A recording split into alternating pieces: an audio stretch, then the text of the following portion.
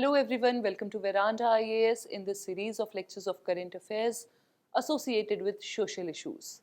The topic of the discussion for the day is Atal Ranking of Institutions on Innovations Achievement. Atal Ranking of Institutions on Innovation Achievements 2020 Rankings, which is also known as ARIIA. Atal Ranking of Institutions on Innovation Achievements. So for this topic, we need to understand about what is innovation, and then we'll discuss about this ranking. We'll discuss the ranking list of 2020.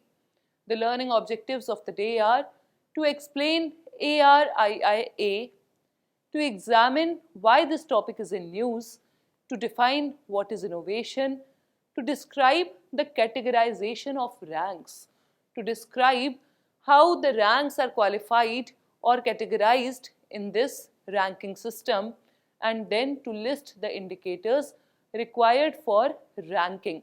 What are the criteria? What are the indicators which an institute should fulfill to be a part of this ranking? Then we'll discuss the top institutes based on 2020 ranking. Before we move ahead, some statistics, some data on education in India. Education. Almost to every problem which we talk, almost on every issue which we discuss in UPSC examination, what conclusion we give? To aware the people, to educate the people. Why? Because education is one such key which can help us change the way, the face of all the problems, almost all the problems faced by the nation. So, it is very important for us all to give attention to this topic, education. In India, the system of education is very old, very ancient. We had Gurukul Parampara. We had Gurukul Parampara or the Gurukul system. What is it? In ancient times, if you know, there was a Guru Shishya Parampara. There was a teacher who was Guru. There was a disciple who was Shishya. The disciple used to live with the Guru in ancient times and then used to get the Siksha, used to get the education, the skills. That was the Guru Shishya Parampara. Not only this, we know Gurukuls were very famous. Gurukuls were not only famous in India but worldwide famous. After that, we saw that the development of the university system, the open university, we can say, first words university was Nalanda in India. But then why education is a topic of concern in present day? Why do we face problems in educating our people or in maintaining the standards and quality of education in India, which was sometimes in history known for its educational achievements? It is probably because of what we faced after that. What we faced in the history after the Gurukul Parampara. After that, we saw that our orientation, our focus from education started getting shifted. Then came the British. During the time of British, our policies, whatever system or policies we had, everything got hampered. Not only this, that was probably the worst phase of education in India, because Britishers had this mindset that if Indians will be educated, then they are going to be against Britishers, and that's why they hampered the educational development in India. They stopped knowingly the educational development in India. So the development of nation, the development of education in nation started changing from modern Indian times. When India got independence in 1947, even after that, our policies, our schemes were not up to the mark. And we face the dearth of all this even in present day. If we talk about the literacy rate in India, it was nearly 74% in 2011 census, out of which the female literacy rate was very less. The female literacy rate was nearly 63%. The male literacy rate was in 80s. and the female literacy rate was nearly 63%. But the concern is, again, there is a difference between being literate and being educated. First and foremost, the literacy rate is less. Literacy means writing your name, understanding your name in one or other language. That is okay. But being educated is something different. Being educated is being wise enough to make decisions of your life, to choose your government, to distinguish between good or bad. That is a separate thing. We will not go in that discussion. We'll discuss about the literacy rate and the provisions of education in India. After that, we will discuss, it was Article 45 under the DPSP's Directive Principles of State Policy, which said state for the educational promotion, which directed state for the promotion of education in India. After that, we saw it was by the 86th Amendment Act. 86th Amendment Act of 2002. With this Amendment Act, Article 21A. What is Article 21A? Article 21A was inserted in the Constitution that made free and compulsory educational benefits to children who are below the age of 14 years in India, right to education.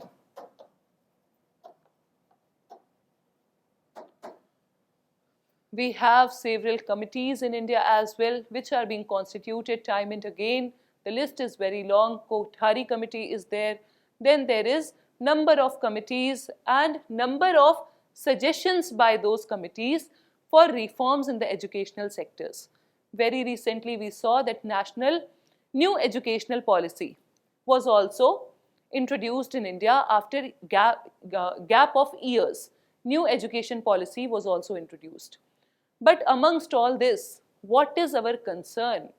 What is the problem with the education system in India? There are certain issues which you have to quote in your answers.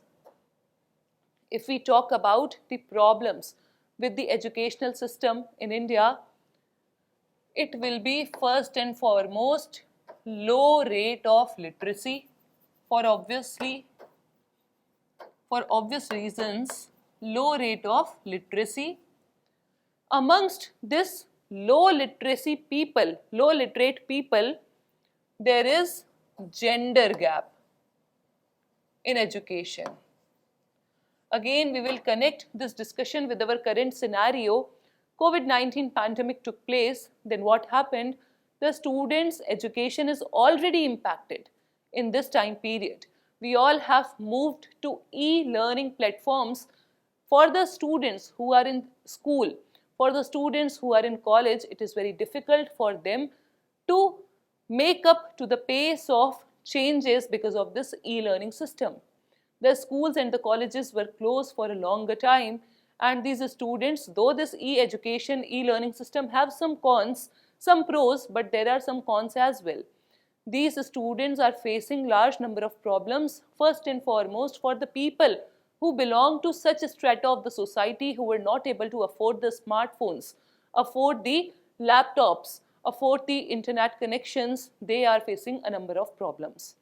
After that, those students who are even able to afford all this, they are not able to match the pace which they were getting, the attention which of the teachers which they were getting in a setup of school or college. Why schools and colleges were there? If education imparting would have been that easy at homes, because school and colleges as an institution hold a great importance in the overall development of a personality. And this is what is one of the biggest challenges after pandemic, that our students, our children are unable to make up to schools even after long gap. And also in this pandemic, we saw the number of dropout rates increased. The incomes of the families got limited. Because of the limited incomes, the excessive expenditures were cut down. One such excessive expenditure for the economically backward areas or economically backward families were educational expenses. In that educational expenses, if we see that the number of dropout rates, recently a study came, said that the girls were the maximum number of dropouts from the schools and the colleges compared to the boys. So if there is a debate, there is a chance, then obviously it will be a girl who has to stop her studies and not the boy of the family. Again, it has widened the gender gap in imparting education. Next concern is the quality of education. The quality of education. Quality of education, as in present day we have various world rankings by various institutions where Indian institutions are not able to make even to top 100. That is because of quality of education. Which leader or which prime minister started IITs and IIMs in India? It was the first prime minister, Pandit Jawaharlal Nehru. Pandit Jawaharlal Nehru gave IITs and IIMs, and after that we have good quality of education, or we have good quality of alumni from IITs, IIMs, but after that we are unable to make up to good institutions, make up to the standards of quality of education. Whether it be the quality of education at the level of schools or at the level of college, there is still a lot for us to achieve. Again, there is a debate between private versus public institutions. See, in India, we have everyone wants to get their children admitted to private schools, then government colleges, and then government jobs. Similarly, there is a saying, everyone wants to join government jobs.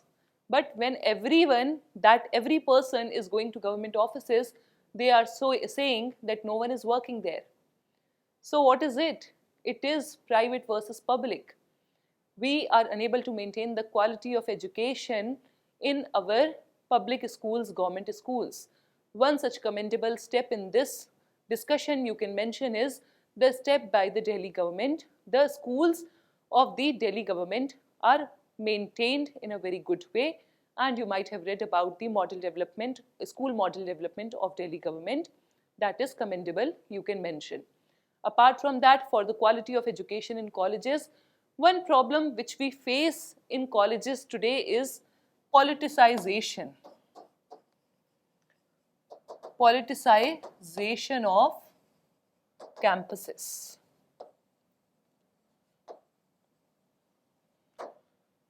Politicization of campuses. What is it? Politicization of campuses is, we have IITs, we have IIMs, we have few institutes. After that, remaining colleges are doing what?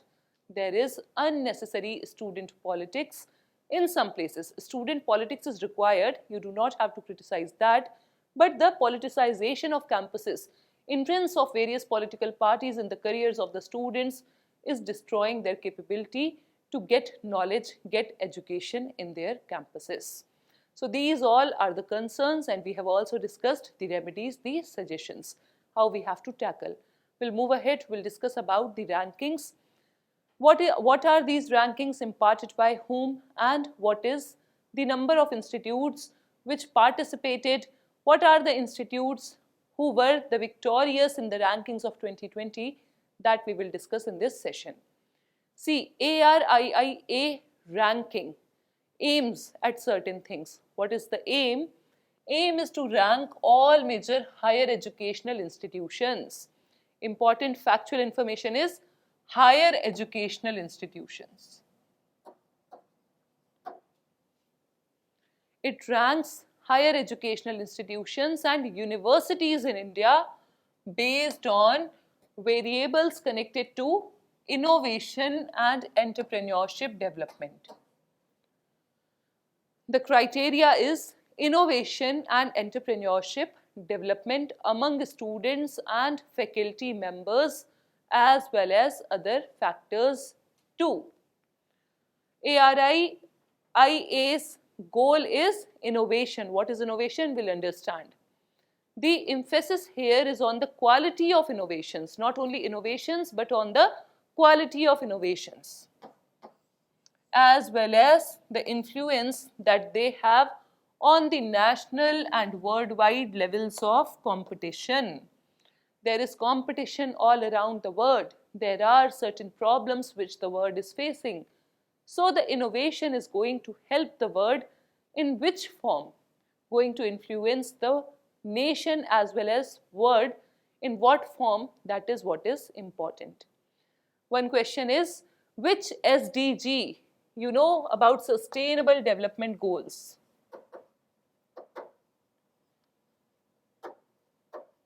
Sustainable Development Goals. Which SDG is concerned with education? It is SDG number 4, imparting education for all. The goal is education for all, inclusive education, affordable education. Next is the ARII ranking, factual information, important, is a Ministry of Education effort, which was erstwhile MHRD, Ministry of Human Resource Development. Ministry of Education is the nodal ministry for ARIIA ranking. Why this topic is in news? Because 2020 rankings of Atal ranking institutions on innovation achievements were released in August 2020. That is why it was in news. Next is, what is innovation? What do you understand by innovation? Something which is creative, something which is unique idea, but that uniqueness of idea is not sufficient. That uniqueness of idea should help the nation, should help the world in some or other better way of living. We will discuss the definition. Innovation is the process of transforming ideas, the ideas which has potential to bring drastic changes, to bring transformations. Innovation is the process of transforming ideas into new or improved goods, processes, and services. Innovation is something new, something better, something improved in the form of goods, processes, services, anything. Without a doubt, see what is written, without a doubt, innovation is about commercializing ideas. You have an idea, that is okay, but how you can propagate your idea, how you can commercialize your idea, that is what is important. Without a doubt, innovation is about commercializing ideas by converting scientific knowledge into goods, services, and offerings that promote economic and social progress. That promote economic and social progress. Significantly, India's Honorable Prime Minister has declared decade 2010 to 2020 as the decade of innovation in India. We have Atmanirbhar Bharat, we have Skill India, we have Digital India, we have Make in India. All these steps directly or indirectly are going to promote, are steps to promote the new ideas in India. So 2010 to 2020 is declared as the decade of innovation in order to tap on each Indian's creative potential. Whatever potential Indians have, to tackle those, to keep a tap on those potentials, this is declared as decade of innovation. Anyways, Indians are world famous for their ideas. Rank categorization. What is the rank categorization in this series, in this ranking? There are certain categories. What are these? We'll understand, and what are the institutions which topped these categories, that also we will discuss. Publicly funded institutions. Publicly funded institutions, Institute of National Importance, central universities, central funded technical institutes come under this category. State universities and deemed universities, government and government aided, both come under this category.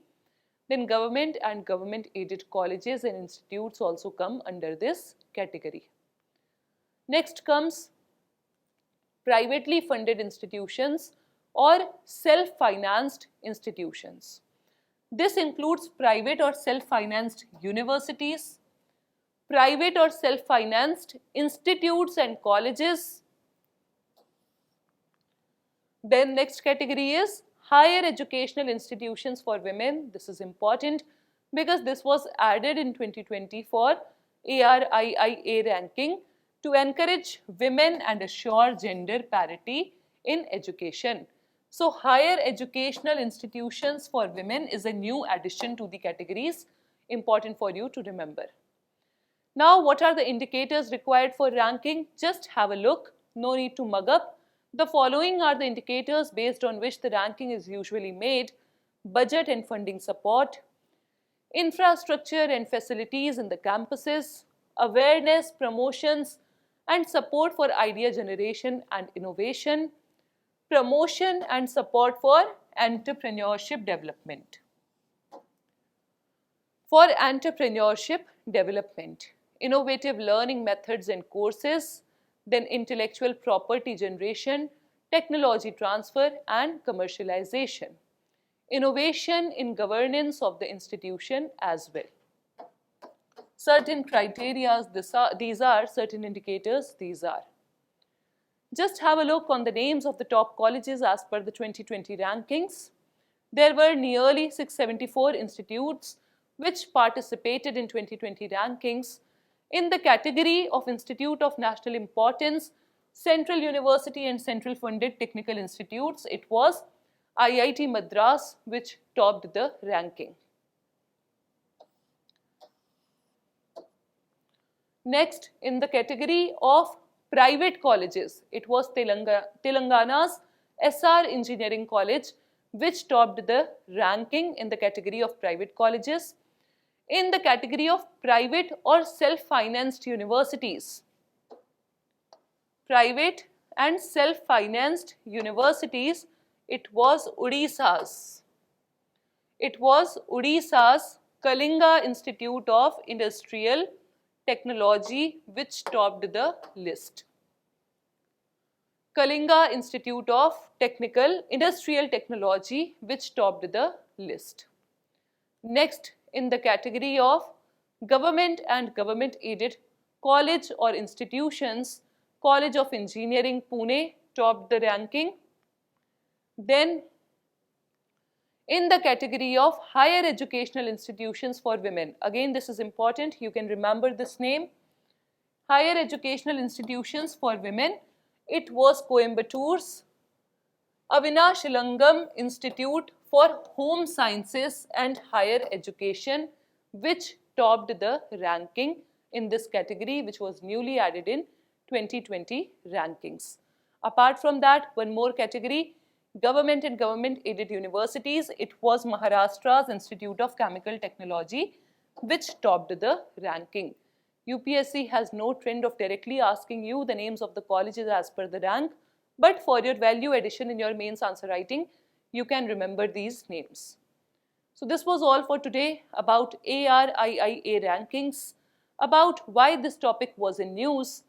Then innovation, we understood what is innovation. Then we studied about the categorization of ranks for this ranking. Then we studied about the indicators required for ranking. Then we studied about the top institutes based on 2020 ranking.